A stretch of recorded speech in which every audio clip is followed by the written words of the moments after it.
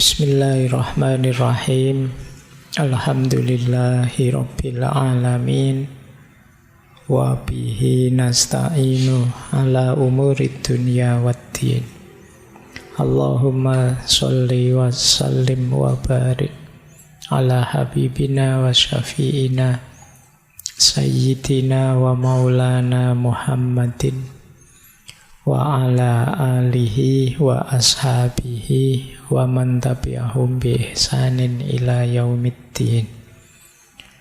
Amma ba'du. Bismillah. Mari kita kembali ke rutinitas kita, istiqomah kita mengaji. Malam hari ini kita akan membahas tema yang sudah disampaikan oleh teman-teman MJS. Bulan ini kita membahas tema agama dan macam-macam. Sebenarnya panjang kalau membahas agama dan itu. Bulan ini mungkin masih tema-tema agama dan beberapa aspeknya, meskipun sebenarnya ada beberapa yang minta tema-tema yang agak sensitif seperti agama dan politik, agama dan insya Allah kapan-kapan. Cuma malam hari ini saya dahulukan tema-tema ini dulu, mumpung akhir tahun. Akhir tahun ini berhubungan dengan kebahagiaan, berhubungan dengan muhasabah. Sengaja saya dahulukan kesehatan mental karena situasi belakangan mungkin agak memprihatinkan tentang kesehatan mental ini. Jadi minggu ini saja, dari hari Minggu sampai Rebo tadi, itu ada 2 berita di Sleman, mahasiswa yang bunuh diri. Jadi ini bagi saya memprihatinkan. Nah, makanya kita ambil sesi awal ini tentang agama dan kesehatan mental. Semoga teman-teman yang menghadiri ngaji ini semuanya sehat ya secara mental. Saya tidak sering-sering bilang semoga lah, biar kalian nggak sering-sering bilang. Ini dianggap kampanye. Baik, kita mulai ya. Ini belajar beneran ya, versinya ngaji filsafat. Jangan dibayangkan ini nanti semacam psikoterapi ya apa. Nggak ya, kalau kalian merasa ada gangguan mental ya ke psikiater. Ya.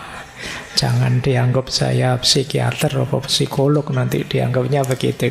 Kita menjelajahi teori-teori, kemungkinan-kemungkinan, termasuk sejauh mana sih agama bisa berperan dalam kesehatan mental kita. Baik, bismillah ya, kita mulai. Inilah, saya awali dari hidup sehat dulu ya. Ini hidup sehat, sehat rohani.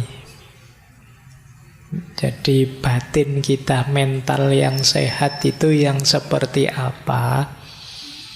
Perhatikan nanti ini bahan muhasabah kita semua ya, introspeksi kita. Jadi mental sehat itu setidaknya cirinya 5. Nanti kita lebih detail lagi. Jadi hidup sehat itu hidup yang punya meaning, punya makna dan sadar tujuan. Teman-teman harus bisa jawab kalau ditanya tujuan hidupmu apa. Tujuan hidup ini tidak sama persis dengan cita-cita. Kalau cita-cita itu yang dimaksud pekerjaan atau karir. Jadi tujuan hidup itu mirip kalau dulu teman-teman kecil waktu ditanya ingin jadi apa besok, terus tidak tahu jawabannya apa kan, terus teman-teman bilang ingin berguna bagi nusa, bangsa, agama, orang tua, tetangga-tetangga kan gitu. Nah, ini namanya jenis tujuan hidup. Nah, Harus punya ini dan harus punya meaning. Punya meaning itu teman-teman bisa jawab mengapa saya ada. Itu berarti teman-teman punya makna tentang hidup ini. Ini ciri pertama. Kalau belum punya, ayo diupayakan. Tidak usah panik juga, tidak usah stres. Ya, ayo pelan-pelan. Yang kedua, mental sehat, batin sehat itu punya value. Ada nilai-nilai yang ingin kita tegakkan, yang jadi sandaran hidup kita. Jadi hidup kita kan yang muda-muda kadang-kadang senang, saya ingin bebas saja Pak, tidak mau diatur, tidak mau ada apa-apa, pokoknya bebas sebebas-bebasnya, malah capek.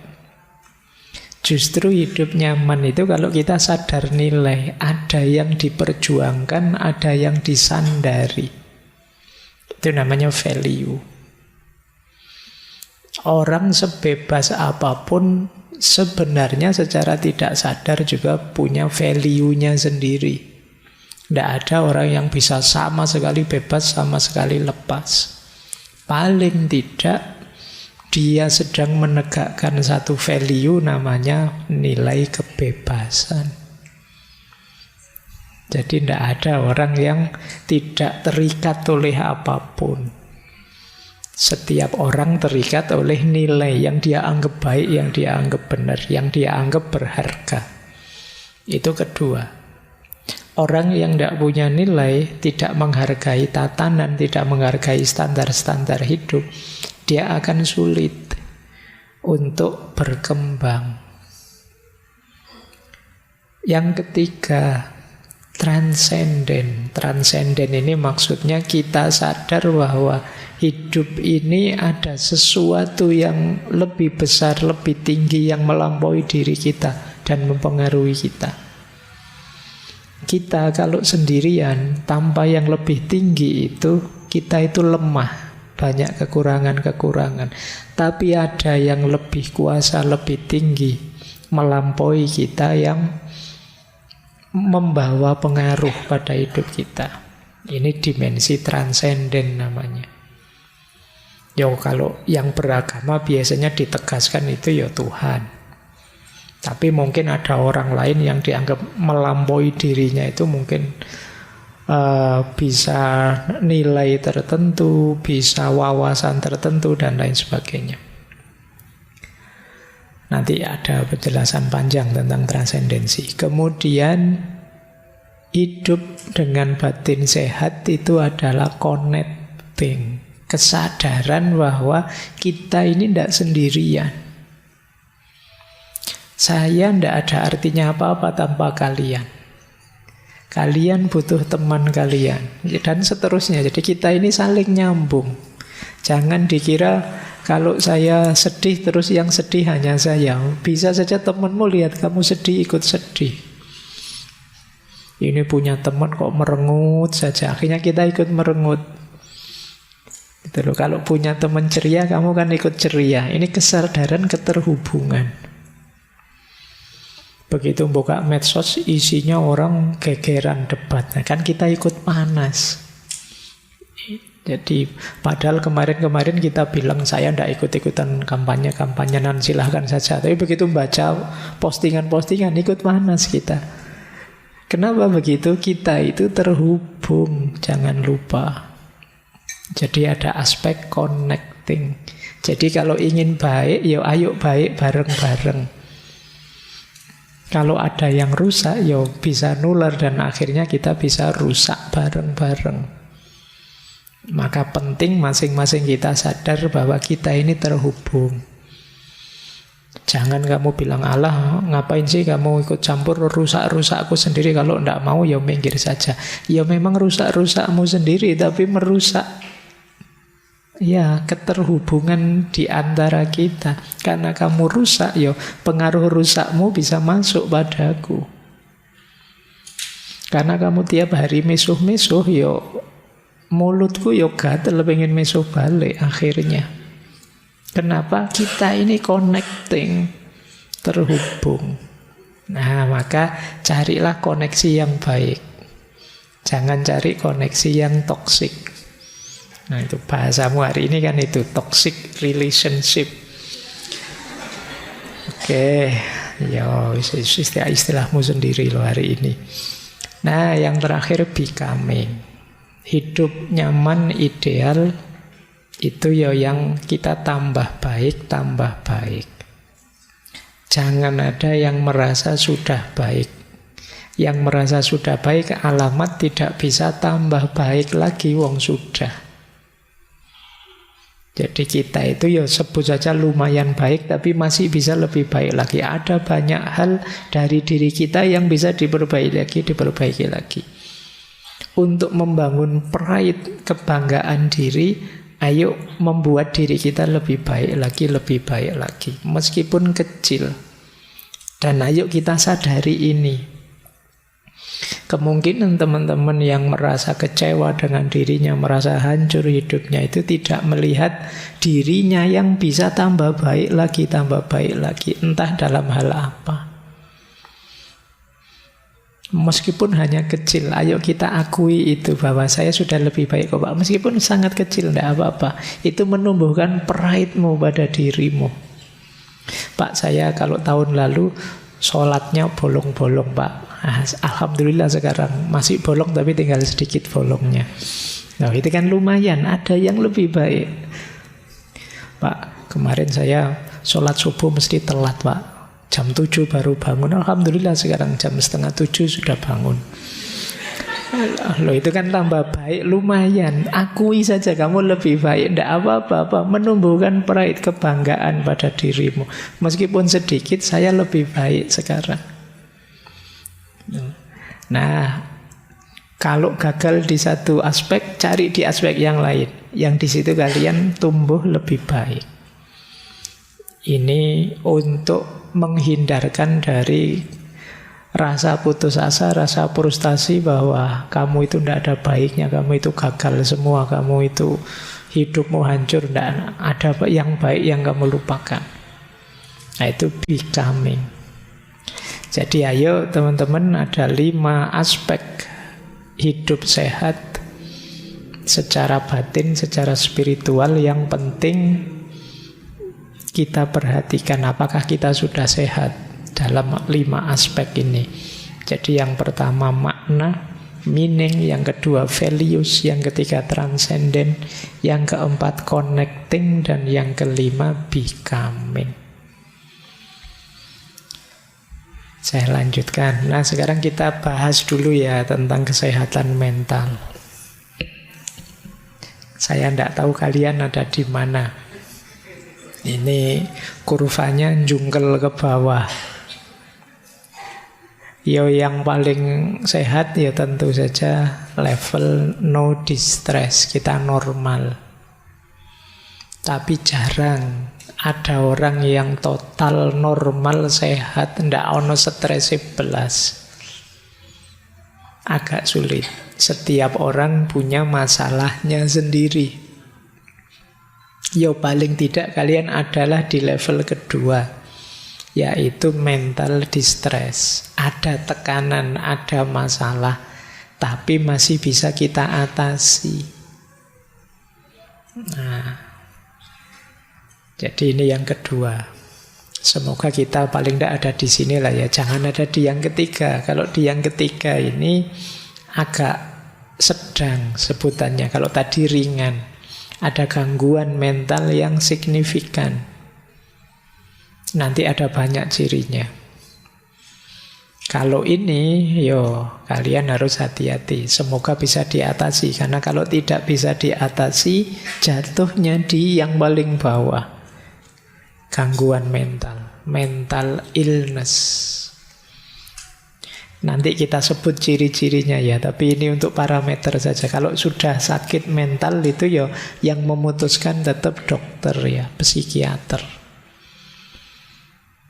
Yang ahli di bidangnya. Makanya kalian tidak usah ngarani temanmu, wah edan kamu sekarang itu, enggak lah. Ke dokter lah dulu, enggak apa-apa. Ya mungkin gangguan tadi masih terganggu karena ada masalah. Mungkin stres kecil-kecilan, tidak masalah. Toh nanti lama-lama bisa diatasi sendiri. Mungkin ketika gangguan itu menyerang kamu ya stres beneran, tapi ya lama-lama bisa ngatasi. Jadi itu paling di level 3. Jadi ya pas diputus kemarin ya ndak bisa tidur ya tapi ya sekarang sudah bisa Pak. Ndak lama kok Pak, paling seminggu selesai. Nah, itu berarti kamu di yang ketiga. Tapi kok terus-terusan kamu stres terus ya kamu bisa masuk ke yang keempat. Kalau ini sudah perlu bantuan psikolog, psikiater. Oke, ya minta diantar temennya ke, ya ndak apa-apa. Jadi ini kalian perhatikan dulu ya kesehatan mentalmu. Nah, cirinya mental sehat ini secara umum. Kalau tadi kan ranahnya, kalau ini ciri konkretnya. Yang pertama, emosinya seimbang. Emosi seimbang itu bukan tidak bisa marah, stabil, terus tidak begitu. Ya kadang marah tapi bisa ngatasi, kadang kecewa tapi bisa ngatasi. Kadang dikit-dikit ada putus asanya, tapi ya bangkit lagi, ini namanya seimbang. Orang hebat itu bukan yang tidak bisa marah sama sekali, tapi ya kadang-kadang marah, tapi terus dia bisa mengatasinya sendiri. Nah ini namanya seimbang. Silahkan kalian cek dirimu ya, bisa ngatasi enggak kalau sedang kena gangguan emosi. Mungkin marah, mungkin kecewa, mungkin jengkel. Nah kamu bisa ngatasi sendiri, kalau bisa ngatasi sendiri kamu imbang. Terus yang kedua, tahan terhadap stres. Tadi saya bilang enggak ada orang yang enggak bermasalah. Semua orang punya masalahnya sendiri. Bedanya ada orang yang kuat, ada orang yang tidak kuat. Ada yang masalahnya kecil saja rasanya besar. Ada yang ini masalah besar loh, tapi rasanya kecil. Mahasiswa itu ada yang cuma 1 mata kuliah dapat C. Itu stresnya luar biasa. Yang satu sudah terancam DO nilainya E semua, santai. Loh, itu kan hebat daya tahannya terhadap stres itu. Masih bisa ketawa-ketawa, ngerokok, ngopi, dia masih santai. Padahal temennya itu jungkir balik hanya dapat nilai C. Nah ini urusan daya tahan kamu hebat. Atau jangan-jangan sudah level sakit tadi. Jadi ini daya tahan ya. Ayo latihan untuk menghadapi tekanan. Karena tidak mungkin hidup itu tanpa tekanan. Jangan mau selalu dituduh generasi Z itu dalamnya rapuh seperti stroberi. Ndaklah, kalian kuat kok. Bisa dilatih sejak sekarang. Nah yang ketiga, mental sehat itu pergaulannya juga sehat. Hubungan sosialnya sehat. Bisa berteman. Jadi enak kalau diajak bergaul, itu berarti sehat. Karena ada orang itu yang sosialnya kacau. Tiap kali punya teman masalah, terus jengkeli orang, nyusahi orang, ngerepoti orang. Hubungan sosialnya tidak bagus. Nah kalau kalian banyak sekali teman, banyak yang respect dengan kalian, itu kemungkinan hubungan sosialmu bagus. Nah itu ciri-ciri mental sehat. Kemudian yang keempat, percaya diri. Pede, mau apa-apa siap. Nah itu percaya diri. Kamu yakin bahwa kamu bisa. Kalau gagal ya bangkit lagi. Mungkin tadi ada yang keliru, ada yang kurang, ada yang salah. Biasa dalam hidup. Siap bangkit lagi. Aslinya saya bisa kok Pak. Kok gagal terus? Ya berarti yang tadi tidak asli Pak. Nanti kalau sukses itu aslinya. Nah, gitu loh, biar kamu percaya diri. Jadi wong manusia itu makhluk potensi. Kamu bisa jadi apa saja. Sejauh kamu mau dan siap untuk belajar, maka percaya dirilah. Yang kelima, mentalmu sehat kalau kamu mampu mengambil keputusan sendiri. Banyak yang kalau mau ngambil keputusan bingung. Tanya temen ini, tanya temen itu. Akhirnya bingung sendiri. Terus dipikir lagi, kok belum mantap ya tanya lagi. Sudah apa yang istikharah bolak-balik sudah buka Al-Quran. Kan ada itu, saya dulu pernah dikasih petunjuk begitu, dibuka Al-Quran baris ke-7, tentang apa, itu jawabannya kan gitu. Wis bolak-balik begitu kok beda-beda terus ayatnya Pak, bingung saya Pak. Terus tanya teman masih bingung. Itu sebenarnya urusannya kemampuanmu memantapkan hati. Biasanya ya karena kamunya sendiri tidak stabil. Temanmu ngasih saran, ini loh bagus. Jangan-jangan nanti begitu, tidak jadi. Kalau ini lumayan sih, tapi ada efeknya itu. Terus ini, jadi kamu bingung sendiri. Kamu pengen keputusan yang tidak ada efeknya, ya tidak ada.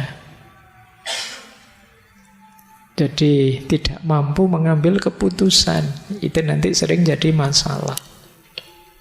Ayo latihan memantapkan diri, memantapkan hati, percaya diri. Kalau menurutmu itu baik, ambil saja, putuskan, jalani. Ada efek, ada kurangnya, ada gagalnya, biasa dalam hidup. Jadi karena kebingungan itu jauh lebih menyiksa dibandingkan kamu sudah ngambil keputusan ternyata ada efeknya. Nanti efeknya dinetralisir. Yang keenam, fleksibel. Fleksibel itu bisa menyikapi perubahan situasi. Ya dulu punya prinsip begini, tapi sekarang situasinya berubah. Kalau masih berprinsip begini, tidak mungkin bisa. Apalagi situasi tidak harus selalu kondisi kita, bisa saja situasi sekeliling. Tiba-tiba ada pandemi misalnya, ya mungkin rencana-rencanamu gagal semua. Itu kalau tidak fleksibel, kamu akan stres berat. Segala situasi mungkin terjadi. Sudah berharap ditandatangani sama dosennya, begitu ketemu diacak-acak lagi. Wah itu kan, lama lagi ini. Ya enggak apa-apa, pokoknya kamu harus siap menghadapi situasi apapun. Itu namanya fleksibel. Sudah semangat mau ngaji, tengah jalan hujan itu ya. Ya enggak usah mengeluh, biasa ya, kadang hujan, kadang enggak hujan, itu kan biasa. Tinggal kamu atur gimana menyikapinya, kan itu saja. Kalau kita tidak fleksibel, ya kita akan pontang-panting. Karena hidup ini dinamis, berubah-ubah. Harapan tidak selalu sesuai dengan kenyataan. Kalau kita tidak fleksibel, sulit. Tidak apa-apa, kadang-kadang orang nyebut kita mencela-mencela. Tadi bilang apa, sekarang bilang apa. Loh, situasinya memang berubah. Tadi memang tak ajak nongkrong makan es misalnya, tapi udan terus dingin kayak gini, ya gantilah ngopi saja. Kenapa? Situasinya berubah. Kalau tetap beli es nanti pilek kamu. Ini namanya fleksibel, lihat situasi, menandakan mentalmu sehat. Jangan sekali es krim ya tetap es krim, tidak begitu ya. Kalau memang situasinya tidak mendukung ya bisa diubah, menyesuaikan dengan situasi.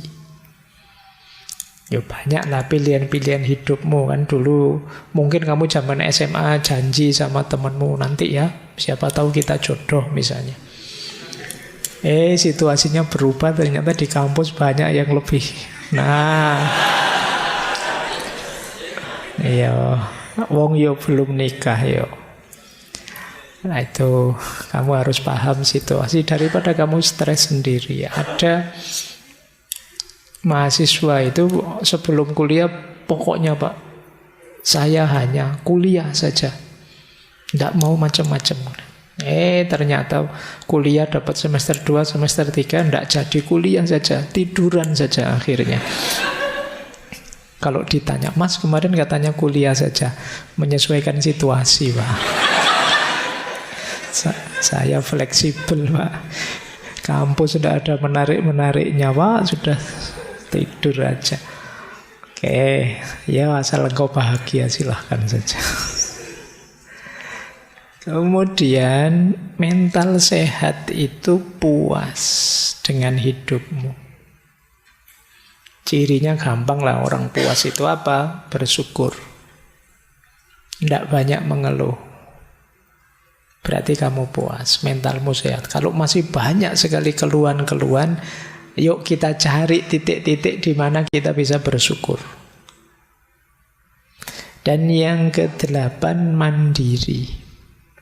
Kita bisa hidup tanpa tergantung banyak hal di luar diri kita. Kita bisa memenuhi kebutuhan kita sendiri, menjalankan keinginan kita sendiri. Semakin kita mandiri, semakin kita kuat. Mental kita sehat. Ayo ya, ini mumpung akhir tahun ya. Sejauh mana kamu sehat, coba cek 8 parameter ini. Di titik mana kamu masih lemah, di titik mana sudah kuat. Ini jadi ukuran. Kalau banyak yang lemah, ya tidak harus putus asa, diperkuat. Nah, saya lanjutkan. Ini ada quotes menarik. Saya terjemahkan. Engkau tidak harus berusaha positif sepanjang waktu. Merasa sedih, marah, kesal, frustasi, takut, dan cemas adalah hal yang wajar. Memiliki perasaan seperti itu tidak menjadikanmu orang yang negatif, namun hanya menjadikanmu manusia. Kok saya mudah sedih, Pak, marah, Pak, kesal, frustasi, takut, cemas. Saya kok begini sih, Pak? Ya enggak apa-apa, manusiawi. Problemnya bukan kamu punya perasaan itu apa enggak, caramu merespon perasaan-perasaan tadi. Itu nanti menentukan mentalmu sehat, kamu sudah dewasa atau belum. Manusia wajar saja, kadang bisa sedih, kadang marah, kadang kesal, kadang frustasi. Tidak apa-apa. Jadi kalau kalian ngalami, kalian sadari saja. Oh, saya sedang marah ini. Itu mungkin bisa menurunkan level marahmu banyak. Oh, ternyata ini saya cemas. Oh, banyak kita yang panik, tidak sadar, bingung, akhirnya seolah-olah kalau sedang kesal, sedang takut, sedang cemas itu sesuatu yang tercela. Padahal manusiawi saja. Tergantung nanti kita menyikapinya, ini yang lebih penting. Kalau kita tidak menerima perasaan ini, kalau kita menyangkal, denial, itu kemungkinan salah respon. Wong marah tapi ndak kok, saya ndak marah. Kata siapa marah tapi karo melulu-melulu. Ya sudah jelas marah tapi ndak diakoni. Kalau marah itu sulit disembuhkan. Sudah jelas takut, saya ndak takut. Saya ndak takut. Ya kamu bilang gitu menunjukkan kamu takut sebenarnya. Diakui takut, terus direspon secara positif. Jadi itu dulu saya pernah di pesantren itu, di satu kamar mandi yang kan dirumorkan sebagai angker. Nah, satu ketika teman saya malam-malam masuk ke situ, tiba-tiba ada angin, pintunya gebrak sendiri, perwak. Wah, dia terus berdiri sambil teriak-teriak, aku ora wedi, aku ora. Ya. Lah iya. Oh, dia bilang tidak takut, justru itu menunjukkan dia ketakutan. Gitu. Kita sering begitu, untuk nutupi sebenarnya kita takut. Oke ya, tidak apa-apa. Orang itu wajar saja. Kadang sedih, kadang marah, kadang kesal, kadang frustasi, kadang cemas, kadang takut. Itu masih belum negatif. Bisa negatif kalau respon kita salah.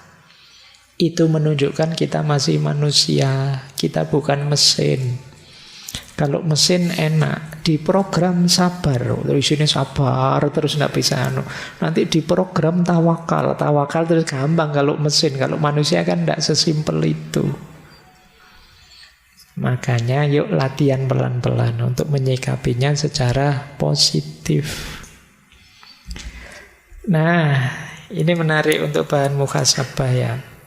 Kadang-kadang kita mempertanyakan diri kita. Apakah aku normal, Pak?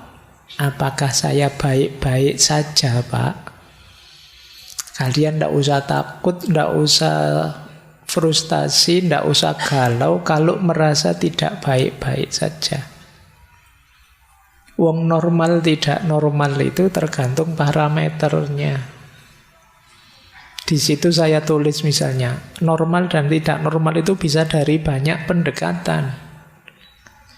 Bisa normal tidak normal itu pendekatannya sosiokultural, sesuai kewajaran di tengah masyarakat.